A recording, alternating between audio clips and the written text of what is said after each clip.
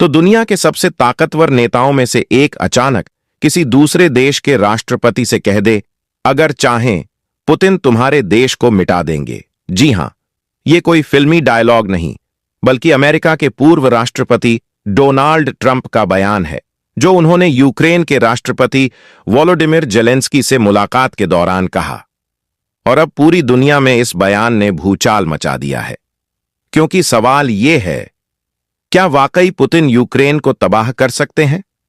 और ट्रंप ने ऐसा क्यों कहा? क्या यह सिर्फ चेतावनी थी या आने वाले समय की कोई बड़ी तैयारी? दोस्तों, आज हम इसी पूरी कहानी को विस्तार से समझेंगे, ताकि आप जान सकें कि इस एक वाक्य के पीछे आखिर क्या छिपा है। तो चलिए शुरू करते हैं। कुछ दिन पहले वॉशिंगटन डीसी में ट्रंप और जेलेंस्की के बीच एक अहम मीटिंग हुई। बताया जाता है कि इस मीटिंग का माहौल बहुत तनावपूर्ण था। ट्रंप के सामने यूक्रेनी डेलीगेशन बैठा था, उनके पास नक्शे थे, आंकड़े थे, और वे समझा रहे थे कि कैसे यूक्रेन अब भी रूस के खिलाफ डटा हुआ है। लेकिन तभी ट्रंप ने टेबल पर पड़े नक्शों को उठाया और फेंक दिया। उन्होंने कहा, मुझे इन नक्शों से अब ऊब हो गई है, ये सब बकवास है। और फिर उन्होंने सीधे जेलेंस्की से कहा, अगर चाहें पुतिन तुम्हारे देश को खत्म कर देंगे, तुम्हें अब समझौता करना चाहिए।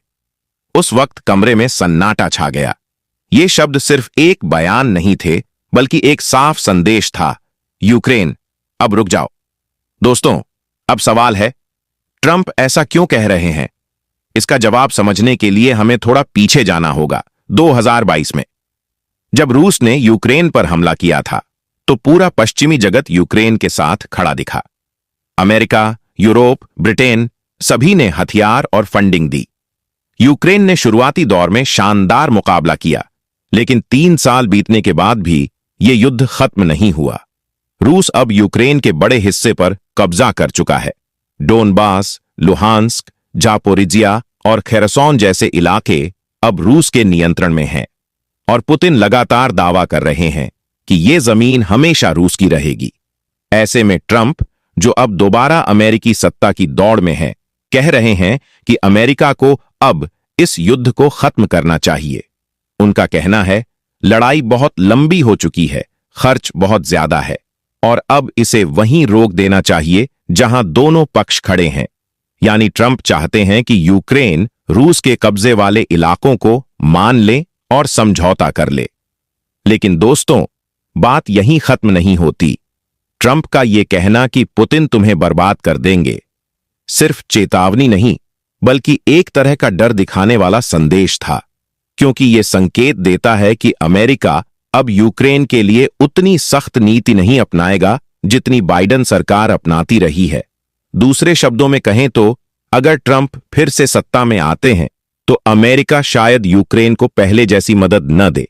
और यही है वो डर जिसने काइव से लेकर पूरे यूरोप को बेचैन कर दिया है। दोस्तों, अब आप सोचिए, अगर अमेरिका पीछे हट गया तो यूक्रेन के पास क्या बचेगा? एक थकी हुई सेना, टूटे हुए शहर और रूस जैसा विशाल पड़ोसी। ट्रंप का बयान सिर्फ जेलेंस्की के लिए नहीं था, बल्कि यह पूरी दुनिया के लिए एक संकेत था कि शक्ति के इस खेल में अब शांति का नाम समझौता होगा। लेकिन सवाल यह भी है, क्या यूक्रेन समझौता करेगा? क्योंकि जेलेंस्की ने बार बार कहा है कि हम अपनी जमीन का 1 इंच भी नहीं छोड़ेंगे, और यही बात युद्ध को और लंबा कर सकती है। अब सोचिए दोस्तों, अगर ट्रंप का संदेश सही साबित होता है और यूक्रेन किसी समझौते के लिए झुक जाता है, तो इसका असर सिर्फ यूक्रेन तक सीमित नहीं रहेगा। पोलैंड, बाल्टिक देश और यहां तक कि यूरोप का पूरा सुरक्षा ढांचा हिल सकता है, क्योंकि रूस को यह जीत संकेत देगी कि वो अपने पड़ोसी देशों पर भी दबाव बना सकता है। और दूसरी तरफ, अगर यूक्रेन झुकता नहीं, तो युद्ध और तेज होगा, और शायद ज्यादा घातक भी। ट्रंप की बातों में यही इशारा था कि अगर तुम नहीं माने, तो पुतिन तुम्हारे देश को बर्बाद कर देंगे। यानी या तो शांति से झुको या तबाही का सामना करो। दोस्तों, दुनिया की राजनीति कभी सीधी नहीं होती। हर देश अपनी चालें चलता है, कोई खुले में, कोई पर्दे के पीछे।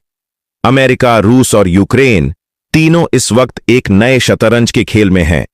ट्रंप का यह बयान उसी खेल की अगली चाल है। वो जानते हैं कि अगर वो फिर से सत्ता में आते हैं तो उन्हें अमेरिका के खर्च को घटाना होगा और सबसे आसान रास्ता है यूक्रेन युद्ध को खत्म घोषित कर देना। लेकिन खत्म का मतलब शांति नहीं, बल्कि एक नया संतुलन होगा जहां रूस कुछ जीत जाएगा और यूक्रेन कुछ खो देगा। अब आप ही सोचिए दोस्तों, क्या ट्रंप सही कह रहे हैं? क्या पुतिन सच में यूक्रेन को मिटा सकते हैं, या यह सब एक राजनीतिक खेल है जहां हर शब्द एक हथियार की तरह इस्तेमाल किया जा रहा है? एक तरफ यूक्रेन खड़ा है थका हुआ लेकिन डटा हुआ, दूसरी तरफ रूस है जिद्दी और ताकतवर, और इनके बीच अमेरिका जो अब कह रहा है बस करो, बहुत हुआ।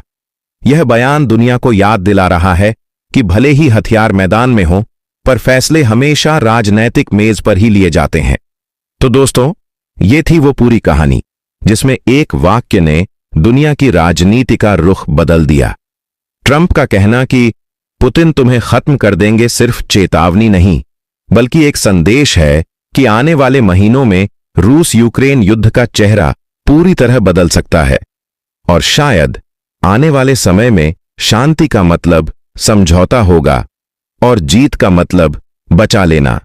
अगर आपको यह विश्लेषण अच्छा लगा हो तो वीडियो को लाइक करें और बताइए आपके हिसाब से क्या यूक्रेन को अब समझौता कर लेना चाहिए